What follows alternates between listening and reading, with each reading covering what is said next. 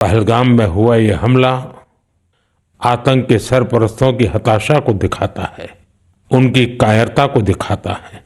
जब कश्मीर में शांति लौट रही थी, पर्यटकों की संख्या में रिकॉर्ड बढ़ोतरी हो रही थी, इसके दुश्मनों को ये रास नहीं आया।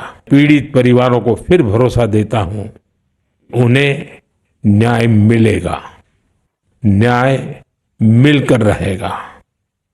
इस हमले के दोषियों और साजिश रचने वालों को कठोरतम जवाब दिया जाएगा।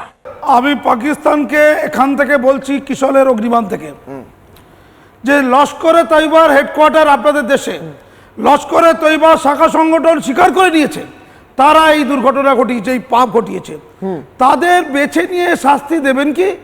লস্করে তৈবার বিরুদ্ধে কোনো অ্যাকশন নেবেন কি, নাকি আত্মপ্রবঞ্চনামূলক জাতি জনগোষ্ঠী দেশ হিসাবে থেকে যাবেন? আপনারা তো ধর্মের কথা বলছেন, এখানে তো রাজনীতিও আছে। যখন মারা হয়েছিল তারপরেই বলেছ তোর নরেন্দ্র মোদীকে বলতে যা, অর্থাৎ শুধু ধর্ম ছিল না, রাজনীতিও ছিল। নরেন্দ্র মোদীকে চ্যালেঞ্জ করা ছিল, নরেন্দ্র মোদীরা ছাড়বে না। তাই লস্কর তৈবাকে দেখে নিন, তার শাখা সংগঠনকে পাকিস্তান দেখে নিন ধ্বংস হয়ে যাবার আগে।